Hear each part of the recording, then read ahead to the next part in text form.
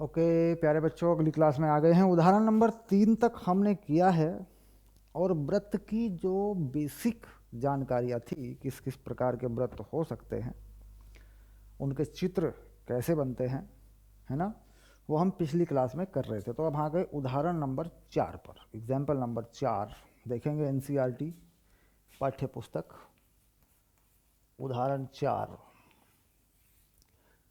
तो इन्होंने कहा बिंदु दो ऐसे हैं हमारे पास दिए हुए हैं जिनसे व्रत होके जाता है, और व्रत का केंद्र जिस रेखा पर है उस रेखा का समीकरण भी है हमारे पास। अब मान लीजिए कोई व्रत है, इस पर दो बिंदु हैं, 2 - 2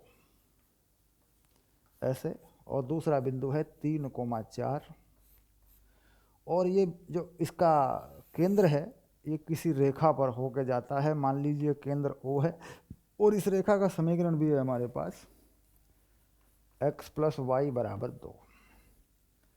ये हमारा सवाल है और इन्होंने पूछा है व्रत का समीकरण। इस व्रत का समीकरण क्या है? तो अगर कोई बिंदु व्रत पर होता है तो व्रत के समीकरण को संतुष्ट करता है। तो व्रत का जो मानक समीकरण है, माना व्रत का समीकरण, बेटा वही मान के चलना, माना व्रत का समीकरण x - h का वर्ग y - k का वर्ग। कहीं मानना पड़ेगा ना तो ये मान लेना, और इसके आधार पर सवाल में जो जो जानकारियां हैं वो इसमें डाल देना। इसमें आपको 3 चीज़ें पता करनी पड़ती हैं, एक h का मान, एक k का मान, एक r का मान, यानी जो वृत्त की त्रिज्या है उसका मान। तो सबसे पहली बात तो मेरी समझ में यही आ रही है कि भाई इस रेखा पर वृत्त का केंद्र है, तो वृत्त का केंद्र इस रेखा को संतुष्ट तो करेगा।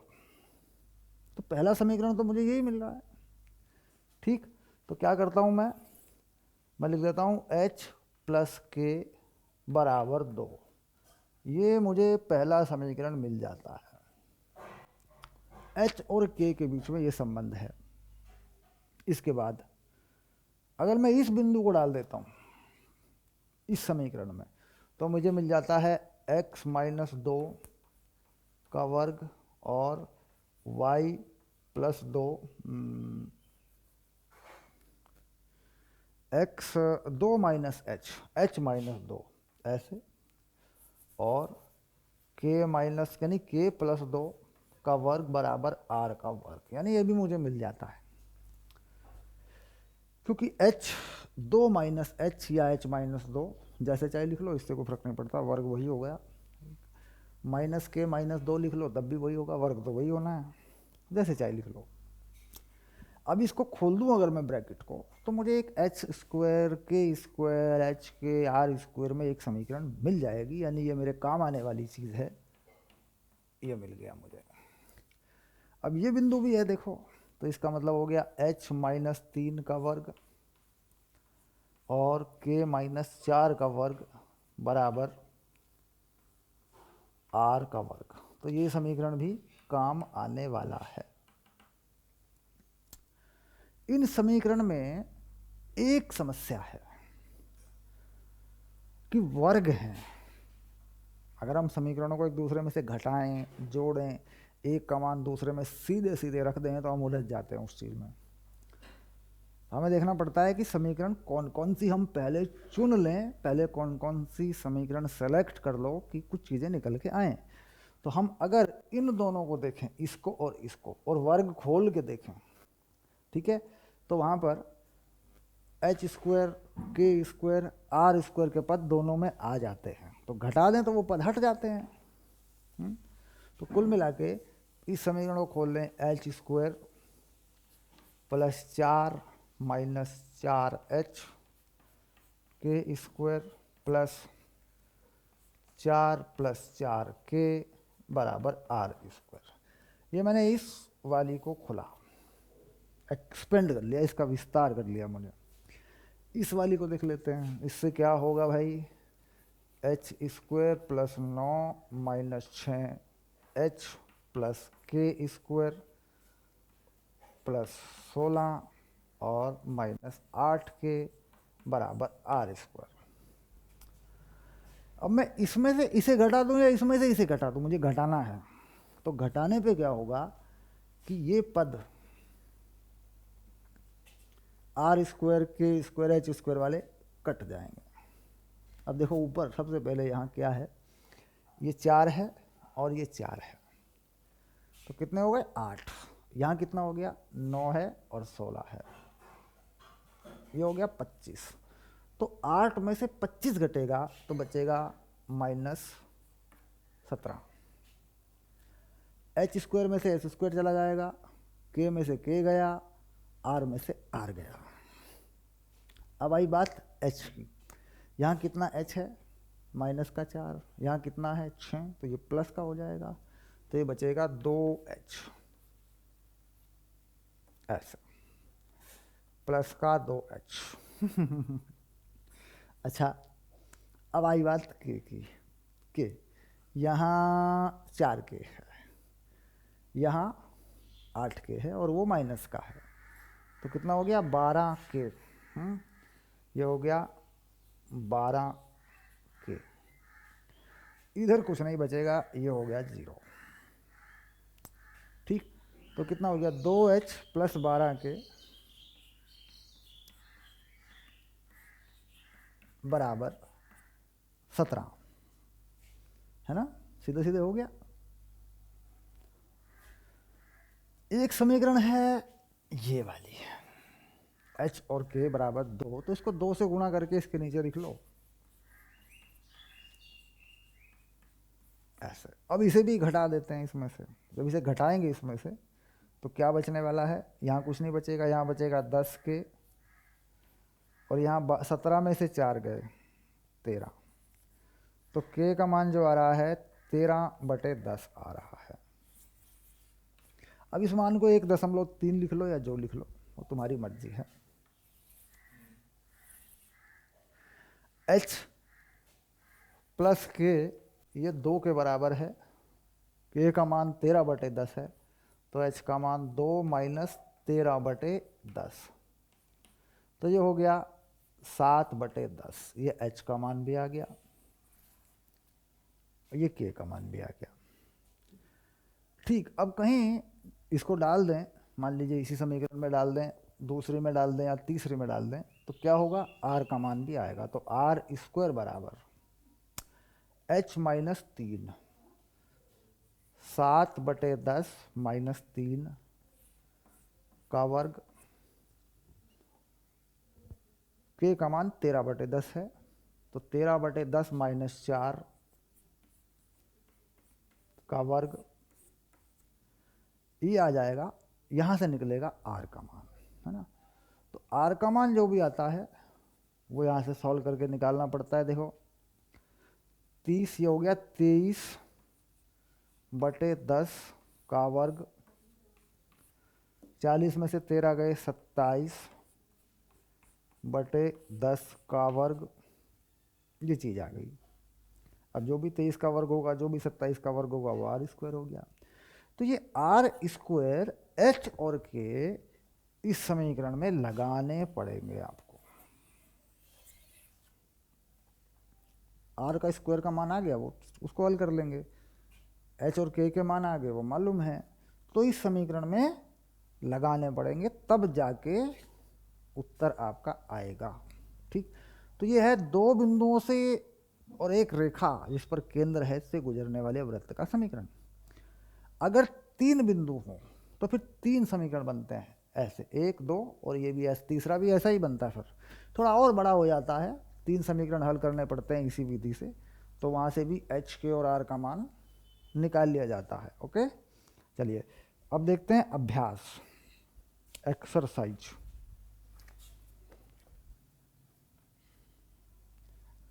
एक्सरसाइज 11.1,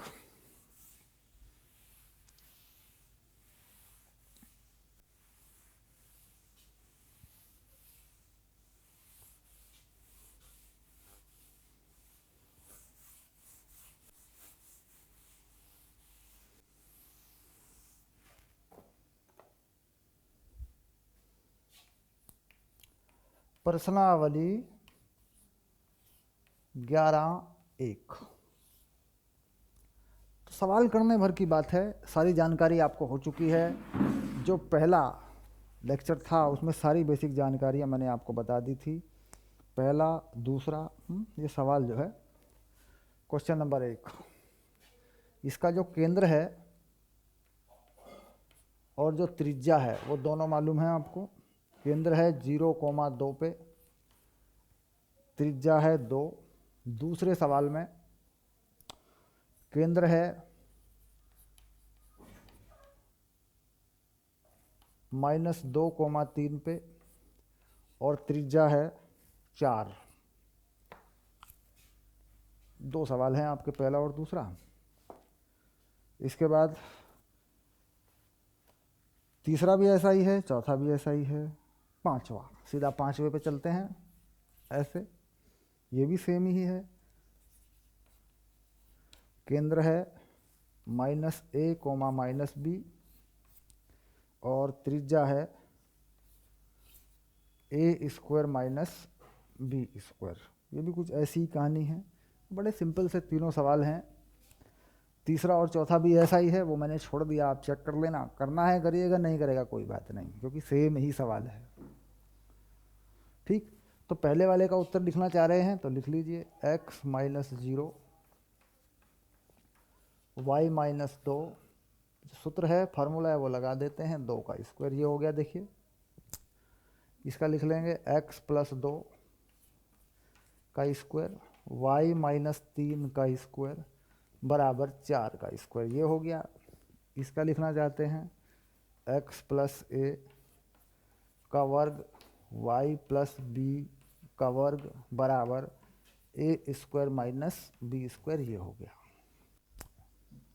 अगर इन वर्गों को खोल देंगे आप, इन वर्गों को खोल देंगे तो समीकरण का दूसरा रूप भी आपके सामने आ जाएगा। उसे मैं छोड़ देता हूँ होमवर्क में, उसे अपने होमवर्क में इन वर्गों को खोल के देखिएगा कि किस तरीके से ये सवाल, मतलब पूरा उत्तर दूसरे रूप में, हालांकि उत्तर तो ये भी पूरा है, कैसे आता है। ठीक, चलिए आगे बढ़ते हैं। 5 हो गए। चलिए अब 6 सवाल जो होता है, छठे सवाल से होता है जानकारी पर आधारित, यानी जो समीकरण बनाए जाते हैं उनकी जानकारी पर आधारित। वृत्त के बारे में, उसका केंद्र क्या है, उसकी त्रिज्या क्या है।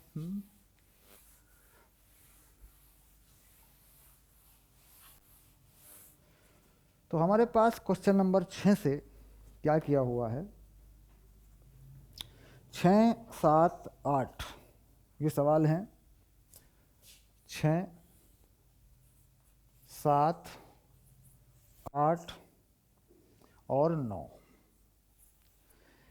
ये वृत्तों की जानकारी पर है। छठे में क्या है, x + 5 का वर्ग, y + 3 का वर्ग बराबर 36। सातवें में क्या है, x² + y² -4x - 8y -45 बराबर 0। तीसरे में क्या है, x² + y² -8x + 10y -12 बराबर 0। और 9 नंबर में क्या है, 2x² + 2y² -x बराबर 0। ठीक, ये सवाल हैं। तो सबसे पहले मैं इनका केंद्र लिखूंगा। मैं लिखूंगा यहाँ पे केंद्र और यहाँ पे लिख दूंगा मैं त्रिज्या। ऐसे ये वाली कहानी मैं कुछ ऐसे लिखूंगा। इस वाले की लाइन ये हो गई भैया, इस वाले की लाइन ये हो गई, इस वाले की लाइन ये हो गई, इस तरीके से। तो पहले वाले का केंद्र तो साफ दिख रहा है, -5,3 है, इसकी त्रिज्या 6 है। साफ दिख रहा है बिल्कुल। दूसरे वाले का केंद्र 2,4 है, त्रिज्या एच स्क्वायर प्लस आर के स्क्वायर माइनस आर स्क्वायर, ये -45 है। तो यहाँ से आर का मान मिलेगा, यहाँ से आर का मान मिल जाएगा, क्योंकि ये फंडा होता है इसके अंदर जब समीकरण इस रूप में लिखा होता है। तो एच का मान कितना है, 2 यानी 4 हो गया, ये 16 हो गया, माइनस आर स्क्वायर हो गया, ये -45 हो गया। तो 16 और 4 20 हो गए, 45 और 20 65 हो गए। तो आर का मान आ गया वर्गमूल 65।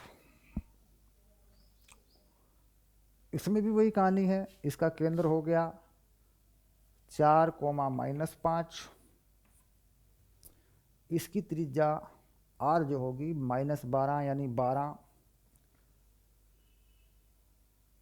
और उधर चला जाएगा माइनस प्लस हो जाएगा इधर आके, +16 + 25 का वर्ग इसका आर हो जाएगा। इसमें 2 से भाग कर लेंगे आप, इस समीकरण को ठीक कर लेंगे, क्योंकि मैंने कहा था कि भाई x और y में गुणांक 1 होना चाहिए। तो ये हो गया x² + y² - x/2 = 0। तो इसका जो केंद्र हो गया वो 0, 0 हो गया। नहीं 0, 0 नहीं बेटा, 1/4 होगा। 1/4, 0, 1/4, 0, क्योंकि x का नंबर है ना, y में कुछ नहीं है, 0 हो गया। अब इसकी त्रिज्या कितनी हो जाएगी, इसकी त्रिज्या हो जाएगी h का स्क्वायर 1/4 का स्क्वायर, k का स्क्वायर माइनस r का स्क्वायर बराबर 0। तो r हो जाएगा 1/4, ये हो गया। ठीक, तो कुल मिला के सारी चीज़ें फाइनल हुई हैं। उत्तर की जांच कर लेनी चाहिए, उत्तर मिला लेना चाहिए। कहीं ऐसा नहीं है कि गुणा में, भाग में, जोड़ने में, घटाने में कुछ कहीं भूल चूक लेनी देनी होनी चाहिए। देखो बच्चों, भूल चूक जो भी हो कि उसको देखा जाएगा। तो 6 -5 3 -5 3 देख छोटा हुआ है कि नहीं, -5 3 होगा। उसके बाद त्रिज्या 8 की वर्गमूल 53 है, इसको जोड़ के देखो 53 होगा कितना होगा, ये 45 है और ये -45 है। इसका 4 हो गया, इसका 16 हो गया, तो 16 और 4 हो गए 20, 65 है। 53 तो नहीं है क्योंकि दूसरे सवाल में 45 है, दूसरे सवाल का 45 चेक कर लेंगे बेटा, 45 है कितना है, 45 है। 7 नंबर को चेक करते हैं, वर्गमूल 65 है, 2 4 है, ठीक हो गया। 8 नंबर की जांच करते हैं, -4 5 है, वर्गमूल 53 है। ये वर्गमूल 53 आएगा ना, 18, ये 16 और 12, 28 5, हाँ वर्गमूल 53 आएगा, सही बात है। 4 - 5। 9 नंबर की जांच करते हैं, 9 नंबर में 1/4 0 है, त्रिज्या 1/4 होगा, शाबाश।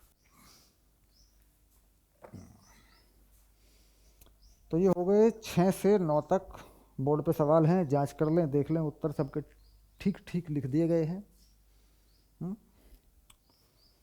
चलिए अब आया 10 नंबर, सवाल नंबर 10।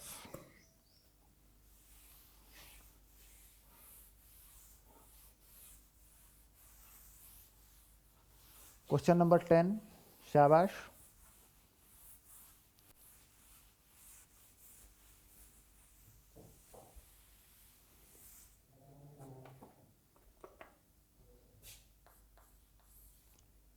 क्वेश्चन नंबर 10, बिंदु इतने इतने से जाने वाले वृत्त का समीकरण ज्ञात कीजिए जिसका केंद्र रेखा 4x + y पर है।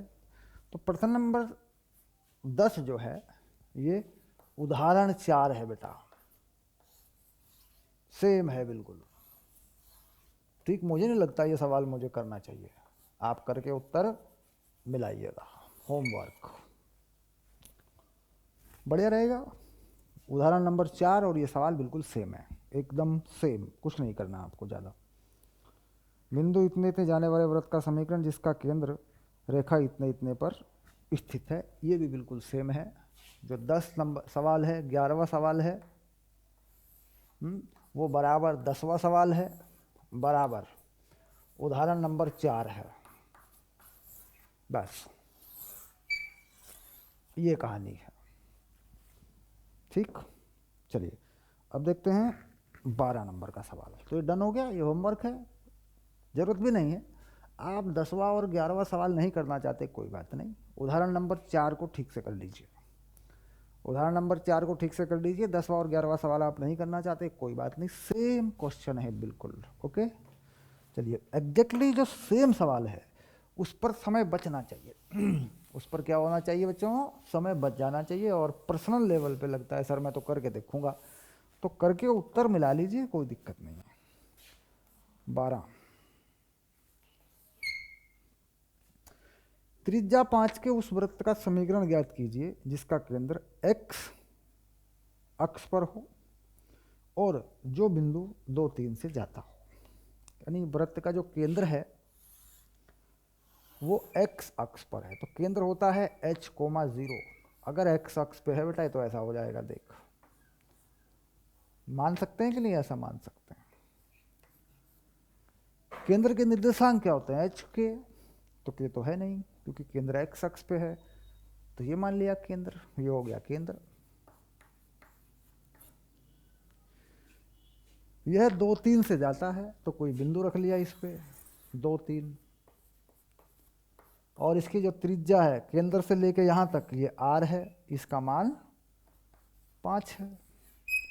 तो ये जानकारी तो है हमारे पास। 5 त्रिज्या का वृत्त है। ठीक, तो यहाँ से h का मान निकल जाना चाहिए मेरे हिसाब से। तो भाई केंद्र क्या है, h0, इस बिंदु से होके जाता है। अब वृत्त पे कोई भी बिंदु डाल दे, मान लीजिए हम, तो दूरी जो होती है केंद्र और वृत्त की पर कोई भी बिंदु हो उसकी दूरी हमेशा r के बराबर ही रहती है। तो इसका मतलब हो गया h-2 का वर्ग, 3 का वर्ग, 5 का वर्ग। तो h-2 का वर्ग बराबर 4 का वर्ग, h-2 बराबर +-4, तो h बराबर 6, माइनस ले लूँ तो h बराबर -2। ये कुछ हो रहा है देखो इस तरीके से, यानी h के 2 मान हमारे पास आ रहे हैं। एक आ रहा है h का मान 6, एक आ रहा है -2। इसका मतलब ऐसे 2 वृत्त हो सकते हैं जो इस शर्त को पूरा करेंगे, जिनके केंद्र x पे होंगे और त्रिज्या 5 होगी और 2, 3 से पास होंगे। चलिए तो इसके हिसाब से देख लें, तो x -6 का वर्ग y का वर्ग बराबर 5 का वर्ग। एक वृत्त ये हो गया, एक हो गया x + 2 का वर्ग, y का वर्ग, 5 का वर्ग। तो कुल मिला के ये दोनों ही हमारे उत्तर होने चाहिए।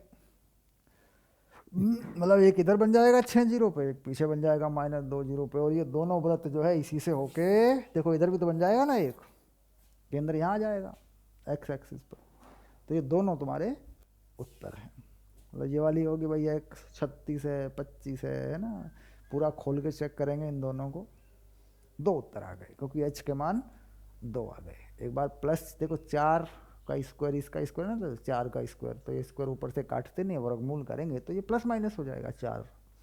एक बार h आएगा जब हम इसको प्लस करेंगे, एक बार इसे -4 करेंगे तो फिर -2 आएगा। शाबाश, तो बढ़िया सवाल था।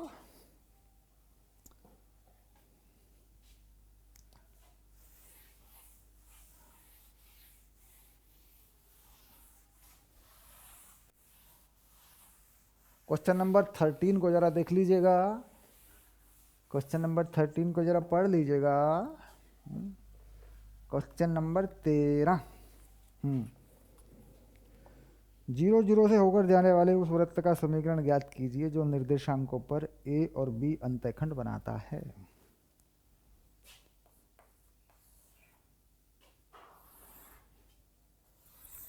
वृत्त जीरो जीरो से होकर जाता है बेटा।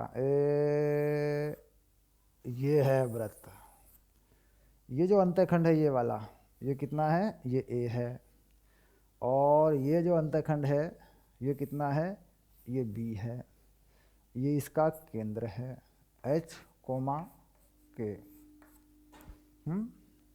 निर्देशांकों पर जो अंतःखंड है वो एक पर ए है, एक पर बी है, और वृत्त जो है वो जीरो जीरो से होकर जाता है।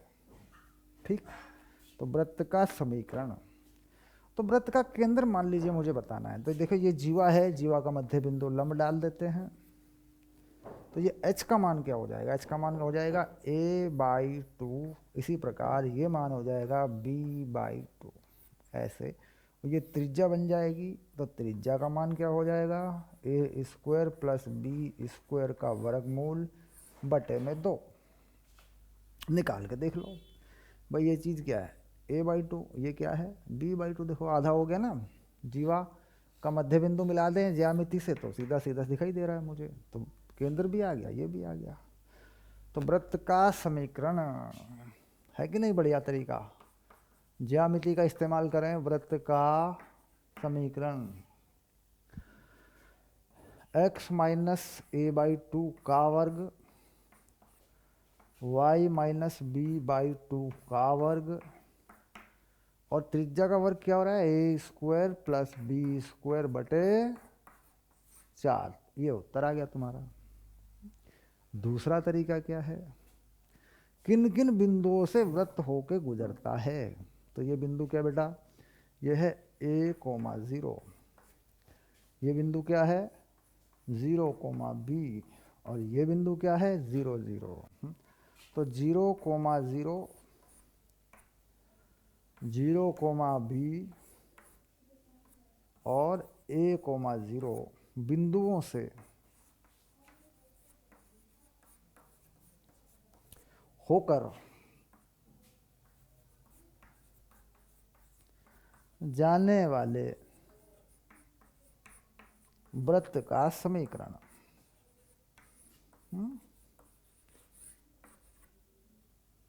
कैसे करोगे, तो पहले इस बिंदु से पास करवा दोगे। क्या समीकरण होता है, x - h² y - k² बराबर r²। तो इसमें पहले ये बिंदु डालोगे तो क्या आएगा, h² + k² बराबर r²। 0, 0 पे तो देखो यही आएगा। जब ये बिंदु डाल दोगे, ये बिंदु डालोगे 0,b, ये वाला बिंदु डालोगे जब, तो यहाँ 0 लग जाएगा। h² मतलब x - 0² y माइनस यानी b - k² r², एक समीकरण और आ जाएगी। फिर ये बिंदु डालोगे इसमें, है ना, तो एक समीकरण और आ जाएगी। तो 3 समीकरण मिल जाएंगे, उनको हल करेंगे, h, k और r के मान निकालेंगे, तो तुम्हें ये वैल्यू मिल जाएगी। है ना, वो मतलब एक लंबी विधि है जिसमें ज्यामिति का इस्तेमाल नहीं हुआ। 3 बिंदु पता किए, 3 बिंदुओं से होकर जाने वाले वृत्त का समीकरण निकालने के लिए वृत्त के समीकरण को तीनों बिंदुओं से पास करवाया वृत्त को। h और k निकाला, r निकाला, वापस डाल दिया।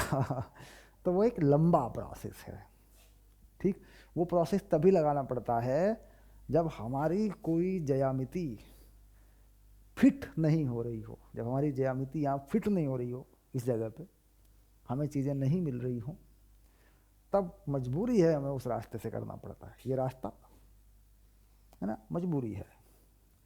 अगर हमें वृत्त की जानकारियाँ मिल रही हैं, उसका केंद्र मिल रहा है, उसकी त्रिज्या मिल रही है, और तरीक़ों से, ज्यामिति से, त्रिकोणमिति से, साइन थीटा से, कॉस थीटा से, किसी भी तरीके से, तो फिर सीधे इस पर आना है आपको, सीधा वैल्यू लगा देनी है आपको।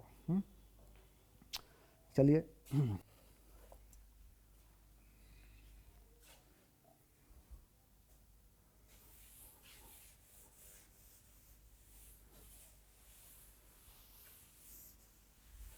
खैर बेसिक गणित इससे पहले जो आप चैप्टर पढ़ चुके हैं, चैप्टर नंबर 10 तक आप पढ़ चुके हैं, तो इतना स्ट्रांग आपका गणित हो गया होगा, आपका गणित इतना मजबूत हो गया होगा अब तक कि बहुत सारी चीज़ों को, बेसिक चीज़ों को विस्तार से बताने की ज़रूरत नहीं है। क्वेश्चन नंबर 14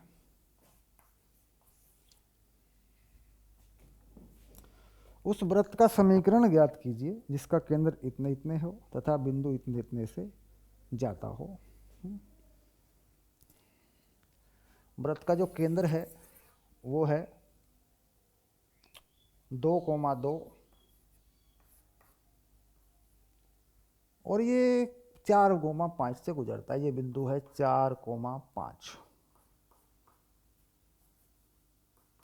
तो यहाँ से क्या मिलने वाला है? यहाँ मिलने वाली है त्रिज्या r। ये क्या है? ये केंद्र है। तो केंद्र के निर्देशांक हैं और इन दो बिंदुओं से क्या मिलने वाला है? त्रिज्या मिलने वाली है। तो r का मान हो गया 5 - 2 का वर्ग, r² का मान 4 - 2 का वर्ग ऐसे लिख देते हैं, और 5 - 2 का वर्ग, तो ये हो गया 2 का वर्ग, ये हो गया 3 का वर्ग, तो ये हो गया 13। केंद्र है हमारे पास। तो वृत्त का समीकरण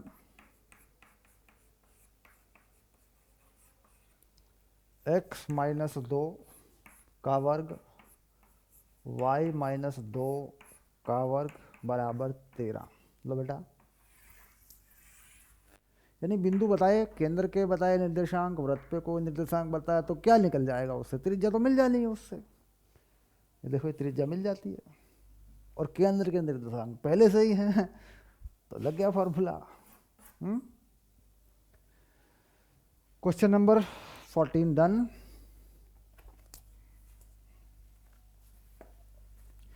अब आया क्वेश्चन नंबर 15।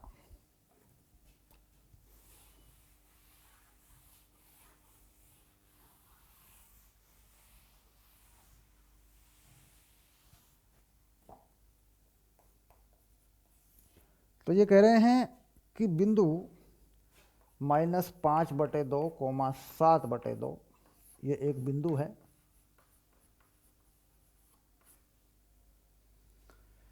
वृत्त के अंदर है, बाहर है, या वृत्त पे स्थित है? वृत्त क्या है? x² + y² बराबर 25। ये वृत्त है। इस वृत्त के ये अंदर है, बाहर है, या वृत्त पर है? ओके, तो क्या करेंगे? यहाँ मान लगा देंगे ये वाले x और y के, देखते हैं कितना आता है। ठीक, तो ये करते हैं 5/2 का वर्ग, 7/2 का वर्ग, ये कोई वैल्यू आ जाती है, मान लीजिए हमारे पास p। सिंपली क्यों? क्योंकि इस वृत्त का जो केंद्र है वो 0, 0 पर है।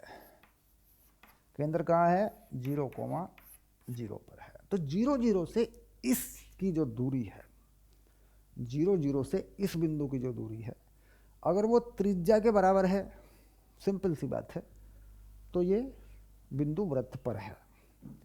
अगर वो दूरी त्रिज्या से कम पड़ गई तो ये बिंदु वृत्त के अंदर है। अगर वो दूरी त्रिज्या से ज़्यादा चली गई तो ये वृत्त के बाहर है।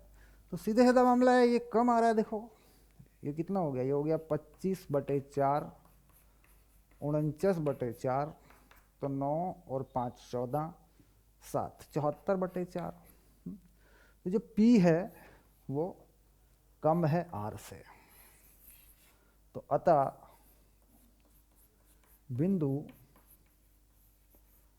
वृत्त के अंदर है। सिंपल। तो पहले क्या ढूंढा? सबसे पहले देखा वृत्त का केंद्र। तो इस वृत्त का केंद्र है, या किसी भी वृत्त का केंद्र है। उसके बाद ये देखा बिंदु, ये बिंदु हो गया, ये केंद्र हो गया। ये बिंदु हुआ और ये केंद्र हुआ। ये दूरी देखी जिसको मैंने P कहा। तो अगर ये P त्रिज्या से कम है तो बिंदु वृत्त के अंदर हो जाएगा अपने आप। P त्रिज्या के बराबर है तो बिंदु वृत्त पर स्थित हो जाएगा, और बाहर चला गया मान लीजिए, P बड़ा हो गया त्रिज्या से, तो बिंदु वृत्त के बाहर हो जाएगा। ये 3 कंडीशन आपको देखनी होती हैं, बड़ी काम आती है कंपटीशन में, इसका बड़ा फायदा है। तो ये सवाल कंपटीशन के लिए इससे बढ़िया सवाल है। चलिए देखते हैं अगले लेक्चर में। डन।